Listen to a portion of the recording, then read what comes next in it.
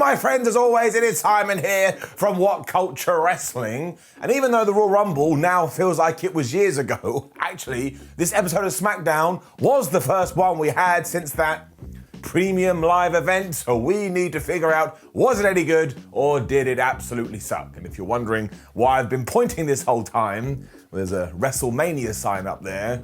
For some reason, I just thought it was the right thing to do. But enough with that nonsense, and let's take the finger of power and give the good bits an up and the other bits a down when it comes to the latest episode of SmackDown.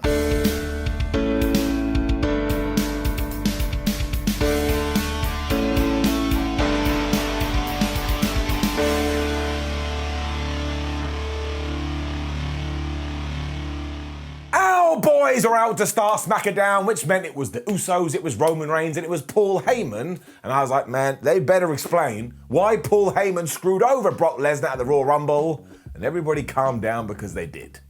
Kinda. I mean, it was pretty garbled, but what I took from it is that Paul was quite happy that he had one of his guys on Raw, Brock Lesnar, and he had another of his guys on SmackDown, which was Roman Reigns. I mean, even though they had fallen out, he still had feelings for him. So when Brock decided, well, I'm the WWE champion, I'm gonna go to Friday nights and I'm gonna pick on the tribal chief, Heyman didn't like it. Lesnar has also changed now because he's got a big smile on his face and he has a ponytail. So when the head of the table reached out to Paul Heyman, he was like, oh my gosh, I understand the error of my ways. I shouldn't have been protecting you from Brock Lesnar. I should have been protecting Brock Lesnar from you. So let's get back together and go have a pizza. Now I will say that we're all lucky Paul Heyman was saying this stuff, because if it ever come out of anybody else's mouth, they'd be like, I don't understand what the hell is going on here.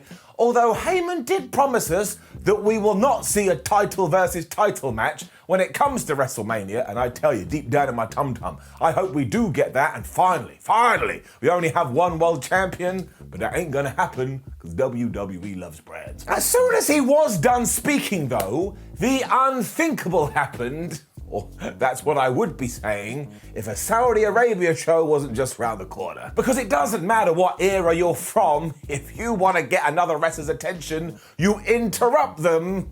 And you want to know who interrupted here? My dad, Bill Goldberg. Now you can't argue with this in many ways because the crowd lost it. I mean, they were so happy to see Goldberg. It's like, oh my gosh, I can't believe he's back.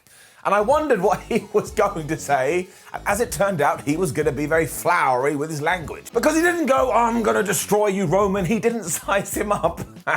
What he did say is he went, Roman, I acknowledge you as my next victim. I mean, you can just see him saying this backstage, can't you? He's going over and over in his head. Is that funny? Is that kind of cute? He finds Madcap Moss, like he's a ha-ha guy. He's like, man, do you think I should say this? And Madcap Moss was like, yeah, Goldberg, that'll be fantastic. Honestly, I could not stop cracking up. And of course, he wants to face Roman Reigns for the Universal Championship at Elimination Chamber. And I tell you why I thought this was fine, because it is happening at that pay-per-view that nobody really cares about anyway. I mean, it's far better that it happens over there than it happens at WrestleMania. And the only thing that really annoyed me is, once again, it was just a guy asking another guy, do you mind if I have a championship match? And given that it was confirmed later, I guess Roman went, oh yeah, Bill, you can have whatever you want. So yes, this was fun enough, and Roman Reigns can destroy him at the Elimination Chamber, and then we can move on to WrestleMania. It can have it up. That does count as an interruption though, so bring it down. In WWE, it goes up to 36.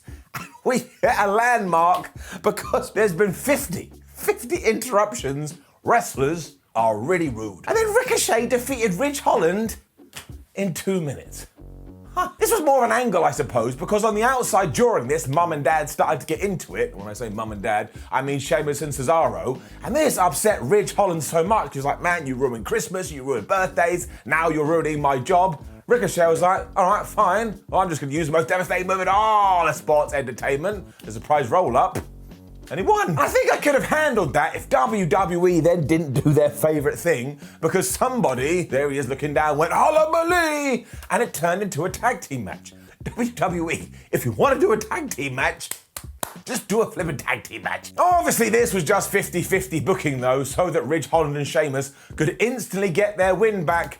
Once again, it basically came down to distraction. Because Ridge made a blind tag here, and that left Cesaro all aflutter, so he hit his big slam thingamajig, and he beat him, because of course he does. if Cesaro doesn't lose on SmackDown, we all die. So while this was easy enough to watch, I just do not think it is the best use of these guys, and is getting it down. And then we basically did the exact same thing again.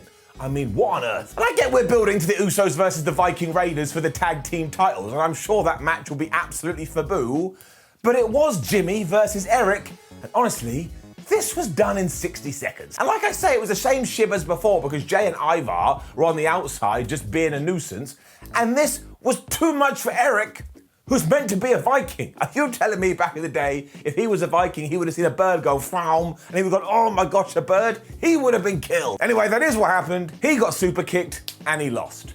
I mean, why can't these people have something they can actually bite their teeth into? Down. And then it happened again, so it's a trifecta. Oh no, wait, we're not celebrating it. It was nonsense. Because it was Natalya versus Aliyah for the third straight week in a row, and it ended in a count out. So this thing doesn't move forward.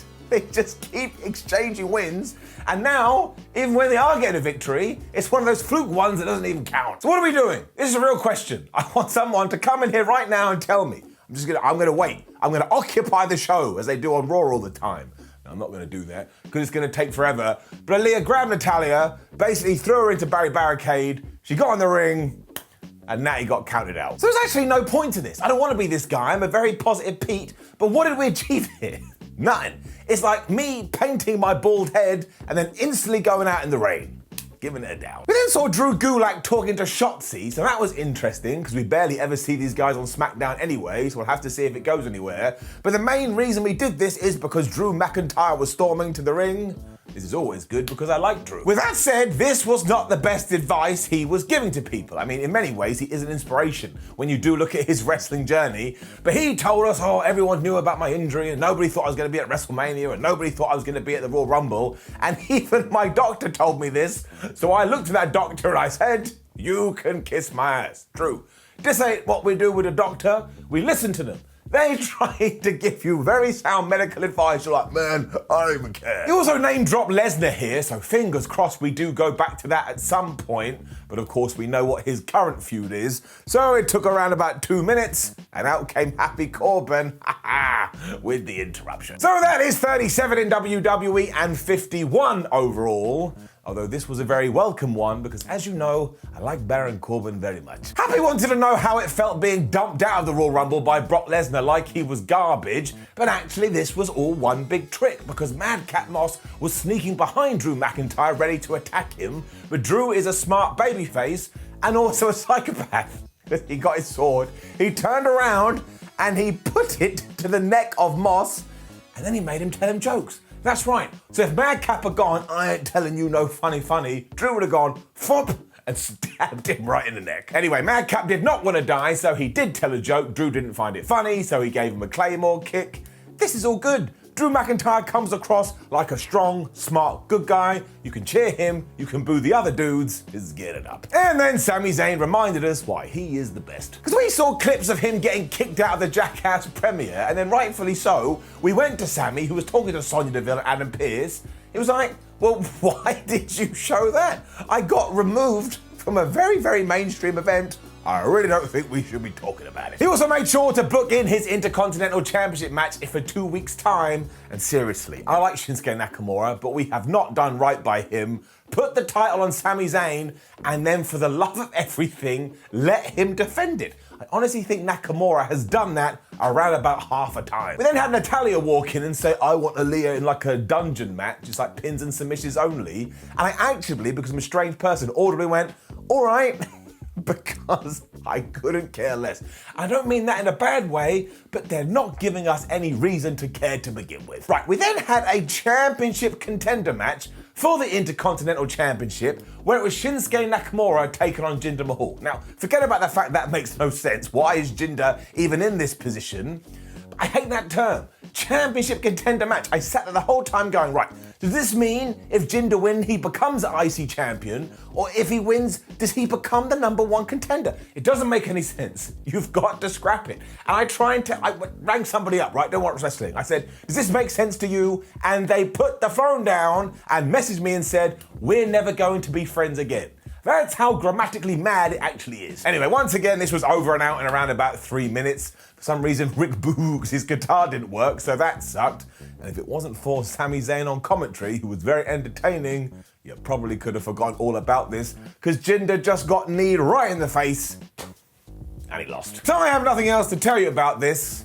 I am gonna give it a down. And then, I think I died. I mean, like, literally, I died, and Forces from Beyond brought me back to life, because we had a segment that was exactly the same as one that happened a few weeks ago. I mean, it was so similar, I thought I'd accidentally put on the wrong episode of SmackDown. I don't mean that as a, oh, that'll be a funny thing to say. This is actually one I did, because Naomi walked into Sonya Deville's office, she said she wanted a match. Sonya was like, nah, bruh, why don't you just have a championship match against Charlotte Flair instead? And Adam Pearce went, that sounds like a great idea. So Naomi left. We have done this. It's already been done. Why are we doing it again? So I don't know what the hell happened on SmackDown this week, but it was all over the place, especially because then it was then announced we're doing Madcap Moss and Drew McIntyre at the Elimination Chamber, and I presumed it was going to be Corbin, and then we went back to Natalya again, who was like, I'm going to go tell Aliyah about our match. So she went to her locker room, Xia Li came out and was like, nah, I don't want to do it.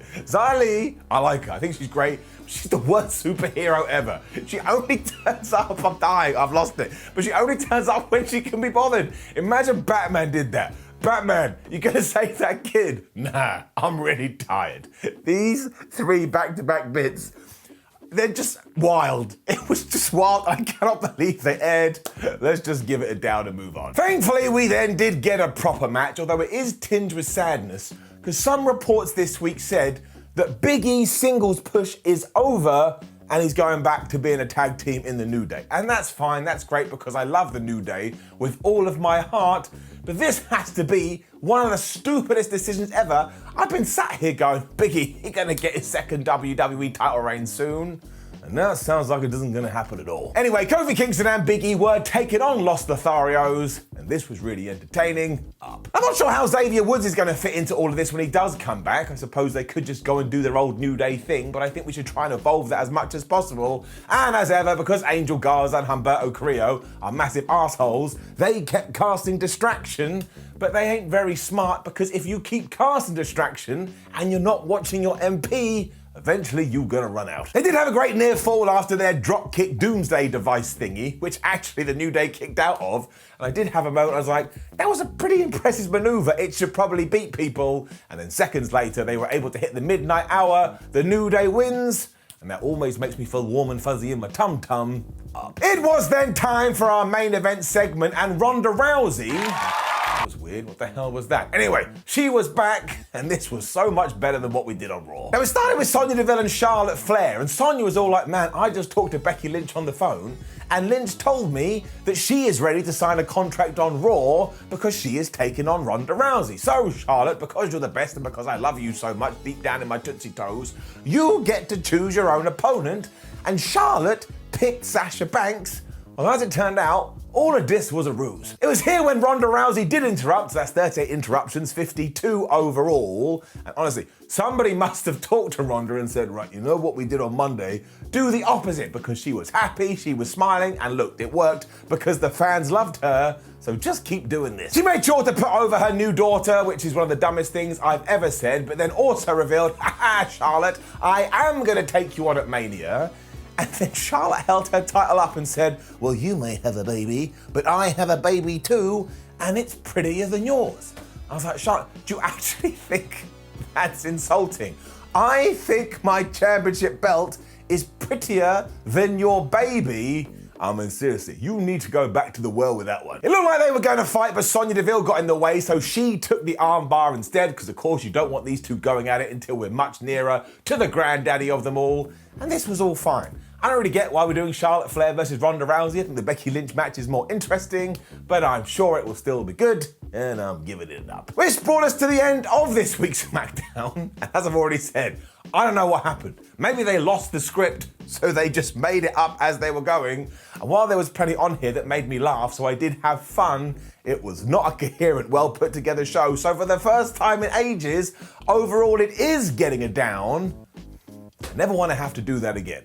Although, of course, I will. Now, please do leave a comment below and let us know what you thought about last night's episode of SmackDown. Like the video, share the video, and subscribe. Head on over to WhatCulture.com, where we will keep you up to date with the latest wrestling news. Also, we have a bunch of videos on YouTube. Watch them all. I'll give you some kind of a prize. And if you'd like to follow us on social media, well, you should. You should follow your gut. My name is Simon WhatCulture. Thank you for joining me as always. I really do appreciate your time.